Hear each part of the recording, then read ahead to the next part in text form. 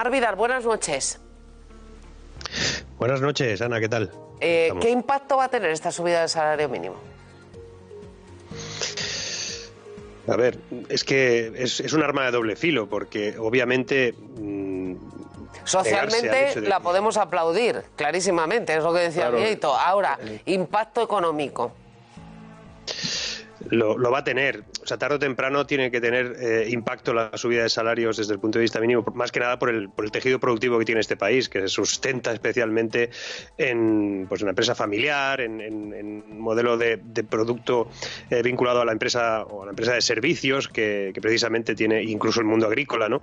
Y el funcionamiento del incremento basado fundamentalmente en épocas preelectorales o electorales, o que está buscando fundamentalmente el hecho político más que el hecho económico, pues al final lo distorsiona todo. Y sinceramente, claro, es muy difícil, y además es hasta sabe mal decir que el salario mínimo no puede dispararse o no puede convertirse en una especie de subsidio por sí mismo, sino que el salario mínimo tiene que ser en gran medida efecto de la productividad que tienen las personas que trabajan, ¿no? Y si conseguimos mejorar la productividad, pues podríamos mejorar ese salario mínimo, pero en estos momentos nuestra productividad está a la misma altura que teníamos hace 20 años. Es decir, nosotros no hemos mejorado la productividad para nada, a pesar de que se ha modernizado la economía en todos los ámbitos, ¿no? Tenemos ahí un problema. Ni siquiera ha mejorado el empleo, porque si miramos los datos del paro registrado o de la última encuesta de población activa, empieza a aflorar un fenómeno que era de la época de nuestros padres y que habíamos olvidado ya. Hay cada vez más personas que necesitan varios trabajos, alguno de ellos a jornada completa, no es que sumen trabajos a tiempo parcial, varios trabajos para poder cubrir sus necesidades. El pluriempleo ha vuelto y en muchos casos no es precisamente una opción deseada. No, además el pluriempleo es una fórmula evidentemente que responde a la precarización de nuestra vida. O sea, es un producto obvio, ¿no?, de que nuestra economía no funciona porque es incapaz de ofrecer una respuesta productiva. Y repito que yo no conozco, y lo sabrá, pero yo no conozco empresarios que paguen lo mínimo desde el punto de vista inferior a lo que puede producir una persona o que puede generar a una persona en una empresa, porque no le conviene, porque al final esa persona se iría o buscaría un lugar mejor. Y además las empresas tienen que ser capaces de darle valor precisamente al cuerpo laboral, y que una persona precise de 2 empleos o de 3 o de los que en un momento determinado ponga, significa claramente de que nuestro modelo productivo no funciona y que es incapaz de ser productivo, o por lo menos tener la capacidad competitiva para generar empleos estables, porque aunque hablemos de fijos discontinuos y cosas por el estilo, o de que hemos batido récords de empleo fijo, no lo tenemos, y el empleo puede ser precario aunque sea fijo, Mame. Yo creo que hay 2 cosas que no hemos abordado aquí, por lo menos en la mesa, ¿no? Y es que estas cosas, la subida del salario, que estamos todos de acuerdo en que no puede haber un salario mínimo de 700 euros en España y tal, pero no tendría que ser producto de los grandes acuerdos entre los 2 partidos que probablemente pueden gobernar el país, porque si no estamos siempre, o sea, por ejemplo ahora, patronal y fuera. No otros acuerdos sobre justicia, fuera el PP. Entonces yo creo que así no funciona un país. Es que, ¿por qué es importante el salario mínimo? ¿A quién afecta directamente? A 2 millones. A empleadas de hogar, sobre todo, que pasan después a la economía sumergida. Ana, Mamen, aquí hay un problema de base, y es que nadie nos está explicando correctamente qué es España. Esto es lo que somos, es lo que somos, ¿eh? Quiero decir, porque podemos inventar eslogans de que salimos todos juntos, de que todos con todos y no dejamos y a nadie felices, atrás. pero es que España no es así. España es lo que es, tiene una capacidad productiva como tal, tiene 3,5 millones largos de funcionarios o de empleados públicos, en Alemania pues tienen 2 y pico, o sea, quiero decir que, y comparemos los países y comparemos las poblaciones y lo que supone, ¿no? O que incluso Italia tiene 3-4 puntos menos porcentuales de empleados públicos que nosotros. Al final tenemos volcada la economía en el sector no productivo, tenemos un crecimiento fundamentado en el empleo, vinculado sobre todo al empleo no productivo, que es el empleo público, y en el sector productivo no lo tenemos. ¿Y qué pasa? Que nosotros hemos podido devaluar siempre, antes de que estuviéramos en el euro, podíamos devaluar nuestra economía a partir de la peseta. Entonces cogíamos y llegaba el momento de devaluar porque no éramos capaces de competir, devaluábamos nuestra peseta y así, pues oye, como era una economía endogámica y exportábamos poco, pues ahí estábamos, ¿no? Los que salíamos fuera sí que no teníamos complicado cuando descubrías que todo valía el doble, ¿no? Y resulta que llegó el euro, y cuando llegó el euro tuvimos una crisis, la de 2008, y entonces allí ¿qué pasó? Fijaos y acordaros de que hubo un momento en que una persona hizo un artículo de opinión, una carta al director en un periódico español que se titulaba mileuristas. Eso fue en 2008.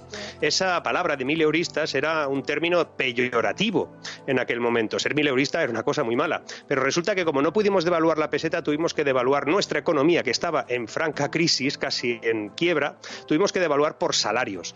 Y eso es lo que hicimos. Y durante bastante tiempo 1.000 euros ha sido un sueño para muchísima gente como sueldo. Y ahora nosotros estamos devaluando por inflación.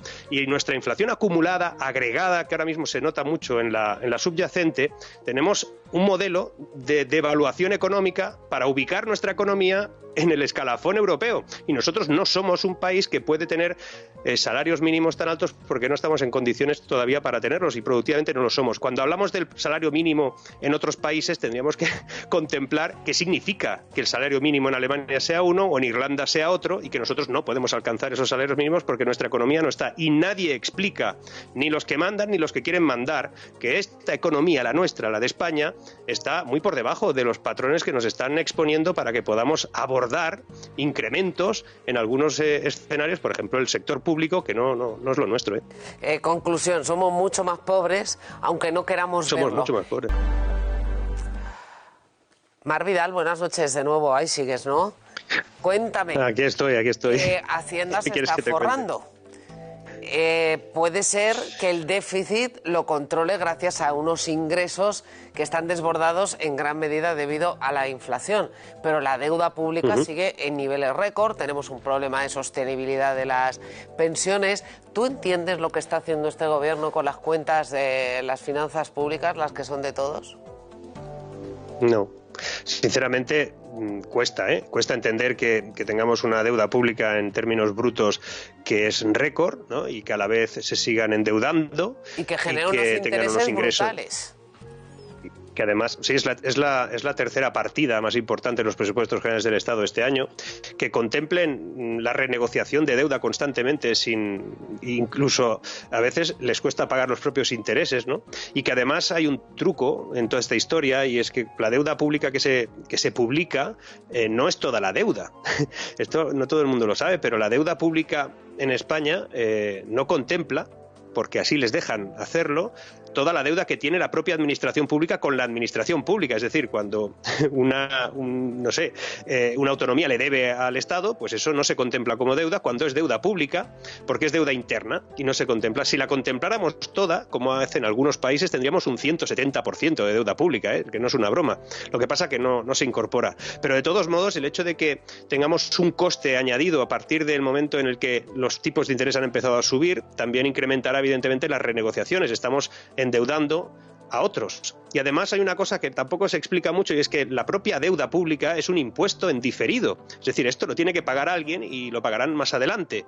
Y cuando hablamos de presión fiscal o de esfuerzo fiscal, no se suele incorporar el 4 o 5% que se tiene que sumar, que tiene que ver con esos impuestos en diferido, que son la propia deuda. Y lo más interesante de todos estos números, que son difíciles de comprender, seguramente está en que ese incremento, incluso esa rebaja del déficit público que se produce, que más o menos ha salido publicado, estará en 1,98, llegará al 2 y algo. Es decir, van a cumplir, pero van a cumplir obviamente esquilmando a todo el mundo, esquilmando por IVA, que ha subido el incremento de ingresos es un 15% a pesar de que han ido reduciendo IVAs y contemplando. Es decir, la gente consume porque tiene que consumir para poder vivir, para poder comer, y todo eso ha incrementado los ingresos por IVA. El IRPF un 36% de incremento. ¿Qué quiere decir eso? Que no lo están transfiriendo a nada, están ingresando y se acabó, y además nos lo están quitando porque ha aumentado el esfuerzo fiscal de los españoles una barbaridad. Y además en el impuesto de sociedades también ha habido un incremento importante. ¿Qué quiere decir eso? Que las empresas que siguen vivas, porque esto ya no contempla a las que no están, se las está también atacando desde el punto de vista de las cuotas fiscales y lo que tiene que ver con la seguridad social. Luego tampoco explican que la seguridad social está en superávit porque el Estado le transfiere, si no, estaría en déficit. Son un montón de cosas que, puestas así, sin detalle, con solamente el plano inicial, oye, que vamos muy bien, que estamos reduciendo el déficit, pues no sé, tampoco es correcto. La verdad es que me sorprende todo mucho. Sí, la verdad es que no se puede ver una visión de conjunto que sea coherente. Déjame que sume a nuestra mesa Lorenzo Amor. Lorenzo, buenas noches. ¿Qué tal, Ana? Muy buenas noches, y a Marc, saludarlo también. Esperaba verte con chistera, puro y cara de malvado. Hoy el presidente del gobierno rescata el discurso de los malvados empresarios.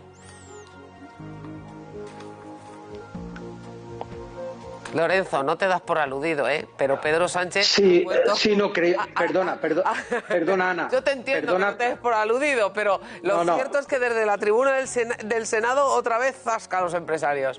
No, perdona, creía que iban a introducir un total y por eso no he hablado. Vale. Pero indudablemente, como dicen por ahí, a palabras necias, oídos sordos. Es decir, y me quiero referir... Cuando el presidente del gobierno está mal hablando de los empresarios españoles, desde luego me parece una necedad absoluta. Porque en España hay 3 millones de empresarios que se la juegan todos los días, que levantan la persiana de este país, que arriesgan su patrimonio y de su familia para generar empleo, actividad económica y bienestar social. Y desde luego, mal favor le hace a este país nuestro presidente del gobierno hablando mal de los empresarios. Yo no conozco ningún dirigente europeo que lleve 6 meses maltratando desde las tribunas del Parlamento y del Senado, incluso desde la rueda de prensa posterior al Consejo de Ministros, a los empresarios de este país, hablando mal de poderes económicos, poderes factos, de la prensa, hablando mal de nuestras multinacionales energéticas, de nuestras entidades financieras, en una palabra, hablando mal de los empresarios de este país. Esto es inaudito, no hay en ningún país del mundo. Y yo, permíteme que te diga que a veces, bueno, ya lo dijo la COE el otro día, lo dijimos el otro día, que indudablemente estamos atravesando una raya que es mala para el país. Demonizar al empresario es el peor favor que le podemos hacer a las futuras generaciones de empresarios de este país. Más que favor o no favor, y traslado también esta pregunta a la mesa. Tú eres un ciudadano que tienes una empresa, como si trabajas por cuenta ajena, que pagas tus impuestos religiosamente y luego viene el presidente del gobierno y te pone verde. Es que es tremendo. Es que uno de los problemas que tiene Sánchez es que está empeñado en enfrentar a una parte de la sociedad con la otra y él cree que eso tiene réditos. Se está equivocando, porque además él, que está tan preocupado como va a pasar a la historia, pues entre las cosas que va a pasar a la historia es que es el presidente que más ha enfrentado a unos españoles con otros. Evidentemente, claro que España, y como muy bien apuntabas tú, no tiene... yo se lo digo siempre, si es que España no tiene grandes fortunas. Hay multimillonarios y tenemos algunos muy destacados, incluso liderando casi el ranking europeo, pero no tenemos las fortunas que hay en Italia, que hay en Francia, que hay en Alemania. No tenemos los conglomerados industriales que hay, por ejemplo, en Alemania y Francia. ¿Y si los tenemos qué? No. Si lo que estoy diciendo es lamentándolo. Claro. Es que ya me gustaría, porque cada hombre, es decir, por poner 2 ejemplos que son muy socorridos, pero Amancio Ortega y Francisco Roig son 2 generadores de riqueza que se distribuye en toda España. Es decir, generan riqueza y generan empleo, se redistribuye la renta y ya quisiéramos tener en cada provincia un personaje así. Lorenzo, y eso, el lamento es que no los tenemos. Dice el presidente que no queréis subir los sueldos. Bueno, los sueldos han subido en el año 2022 un 3% y nosotros hemos propuesto subir el salario mínimo un 4%, que es pues prácticamente lo que se prevé por parte del Gobierno en los presupuestos generales del Estado, la inflación para este año. Pero claro, es también lo que prevé el Gobierno subir a los funcionarios. Un punto menos va a subir a los funcionarios, a los empleados públicos. Nosotros hemos pedido un 4%. Estamos de acuerdo que hay que subirle los salarios a los trabajadores teniendo en cuenta la situación que se está atravesando en el país por la inflación. Mire si somos consecuentes, que nosotros lo que no queremos es cerrar empresas, pequeñas empresas y autónomos. Porque el salario mínimo del que hoy se habla y que el gobierno tan alegremente lo ha subido un 8%, no va a cerrar ninguna gran compañía del país. Ni tampoco va a cerrar ninguna mediana empresa. Pero sí te puedo decir que muchos autónomos que tienen 1 o 2 empleados o pequeñas empresas sí van a verse abocadas al cierre, entre otras cosas, por el incremento de costes, ya no solamente del salario mínimo. Es que hoy una hipoteca de un local media ha subido 300 euros al mes. Es que hoy la luz ha subido un 20%. Es que hoy el carburante que necesita un agricultor está subiendo también. Es que los costes de producción, los fertilizantes, todo está subiendo. Es que hoy las cotizaciones a la Seguridad Social están subiendo un 0,6% del MEI, pero también una aplicación del 8,6% a determinadas bases de cotización. Es que ahora subir el salario mínimo, perdona Marc, un segundito, subir el salario mínimo a 1.563 euros que supone de incremento anual, significa que en lugar de 14 pagas son 15 pagas. Pero además el daño no solamente es al tejido empresarial, a esos autónomos y pequeñas empresas. El daño se le está haciendo a las familias españolas. Porque hay muchas familias españolas que tienen en su casa un empleado o empleada de hogar, que se ha reducido el número de afiliadas porque de que llevan subiendo el salario mínimo más de un 44% en los 4 últimos años, pues hay muchas empleadas de hogar que han sido despedidas o que están en la economía sumergida. Porque hoy las familias no pueden aguantar los costes que están subiendo y de esa forma. Pero también es un daño a nuestros pensionistas, porque ha subido un 8% los costes laborales para tener un cuidador, un 8% del salario mínimo. Y hoy no se puede permitir el lujo ningún pensionista de tener a 8 horas a un cuidador para pagarle 1.500 euros al mes. No pueden. Y yo entiendo que los sueldos tienen que subir. Ahora tienen que subir acompasados con la situación económica. Y hemos perdido 111.000 autónomos el último año según los datos de la EPA. Muchos de ellos empleadores que generarán empleo. Que sigan. Que desde luego, como estos incrementos de costes, pues no lo vamos a aguantar. Y por cierto, estoy totalmente de acuerdo con lo que estaba contando Marc Vidal. Si hay una empresa que tiene beneficios caídos del cielo en este país, si hay una empresa que en estos momentos está entrando dinero a costa de todos los que trabajamos, se llama el Estado. Esa empresa sí que está teniendo beneficios que, como bien se ha dicho, está recaudando un 36, un 37% más en IRPF del trabajo y de la actividad que hacemos muchos españoles todos los días. Marc. Y aquí hay un problema y una consecuencia. El problema es que en este gobierno y habitualmente en los gobiernos de nuestro país no hay nadie que haya gestionado una empresa, o que haya fundado una empresa, o que haya tenido que sufrir lo que supone irse a dormir sin saber cómo leches vas a pagar mañana a todo el mundo, sin saber cómo vas a poder gestionar el patrimonio que tienes en juego para poder avalar el crecimiento de tu compañía. Eso, del desconocimiento absoluto de gente que determina cómo tienes que llevar tú tu empresa, salvándose con un montón de elementos que no tienen en cuenta y que los que tenemos empresa sabemos lo duro y difícil que es, y que aquí no hay nadie que no quiera contratar gente, si lo que nos encanta es contratar personas para que tengamos equipos más grandes, porque resulta que la consecuencia que produce el desconocimiento absoluto de cómo funciona una empresa y el sector empresarial, que parecemos los malos, cuando lo único que se intenta, ya te digo, los que se juegan el patrimonio son los empresarios en este país, los pequeños y los grandes. Todo el mundo se juega todo lo que tiene. Cuando tu empresa cierra, lo pierdes todo y te quedas años y años pendiente de poder recuperar la vida, porque además te penalizan en todos los sentidos. Aquí no hay nadie que te dé una segunda oportunidad. Eso es mentira.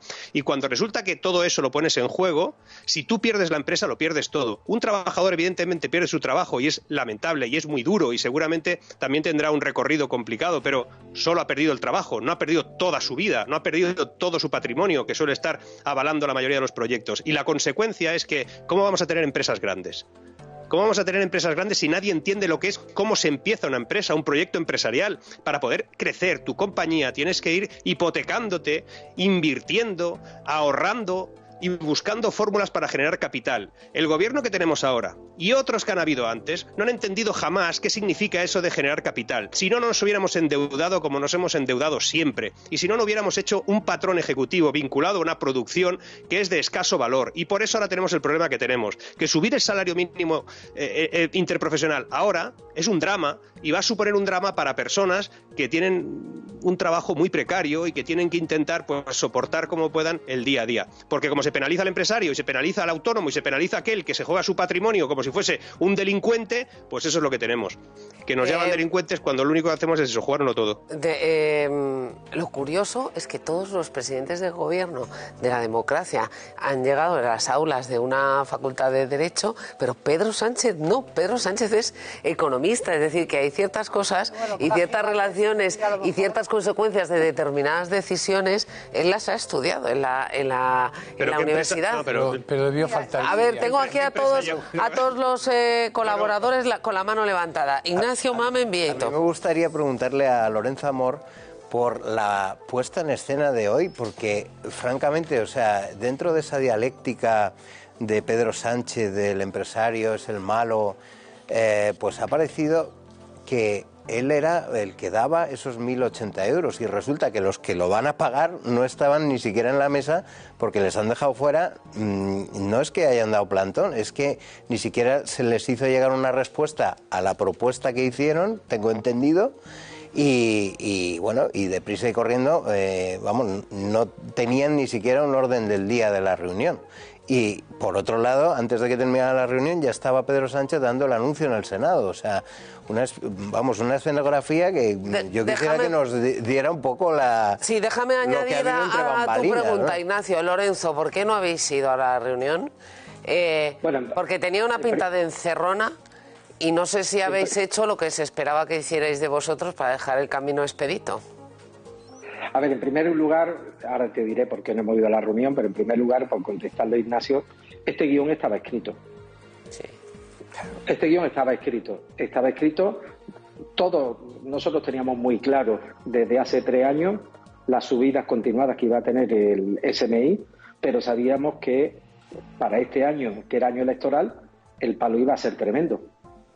Porque lo hemos visto ya en el Senado, ¿no? Como en ese guión, el final de ese guión, es levantarse todos los ministros aplaudiendo, ¿no? Es decir, ese guión estaba escrito.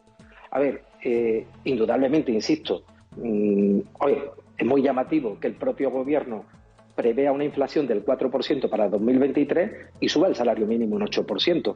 Del salario mínimo, de subir el salario mínimo, llevamos oyendo hablar a la vicepresidenta del gobierno cuando presentaba su proyecto Sumar en el mes de agosto.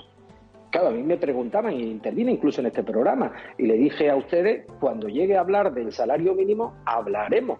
Efectivamente presentamos nuestra propuesta en su momento, pero ¿cómo vamos a hablar en abril? Yo entiendo que están en campaña electoral, en agosto, yo entiendo que están en campaña electoral, pero es que desde agosto hasta ahora han pasado 5 meses y no había propuesta.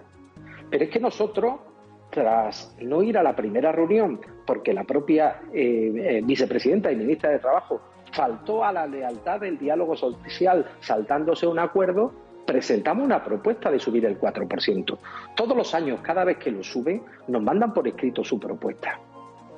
Esta vez no ha habido propuesta. Además, el salario mínimo es una prerrogativa del gobierno y además son lentejas. Si quiere las toma y si no las deja. Así ocurrió en septiembre del año 2021, que llegaron a un acuerdo con los sindicatos.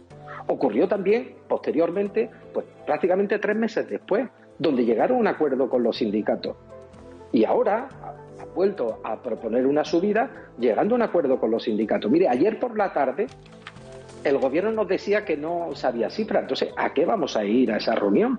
Pero evidentemente nosotros sabíamos que el presidente comparecía en el Senado y que el presidente en el Senado iba a anunciar la cifra que estimábamos que estaba entre el 7,5% y el 8%.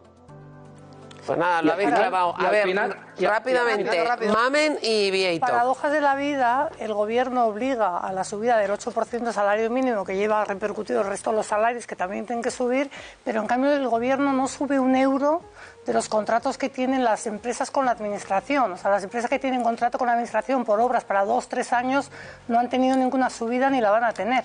A ver, Vieito.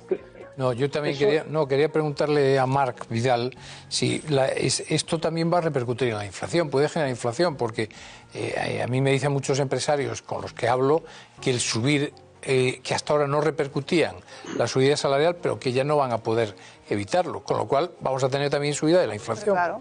A ver, Marc, ¿va a generar más inflación?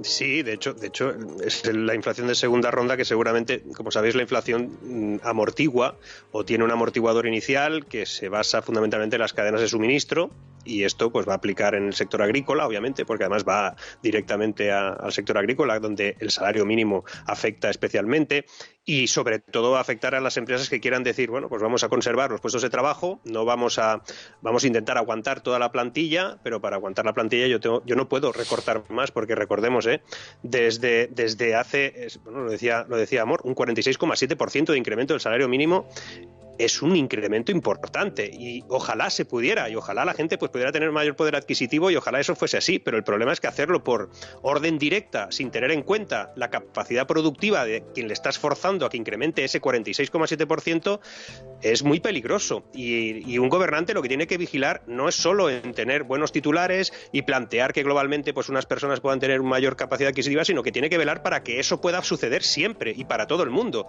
porque te puedes cargar el sector productivo en un momento determinado. Lorenzo, ¿vais a subir precios?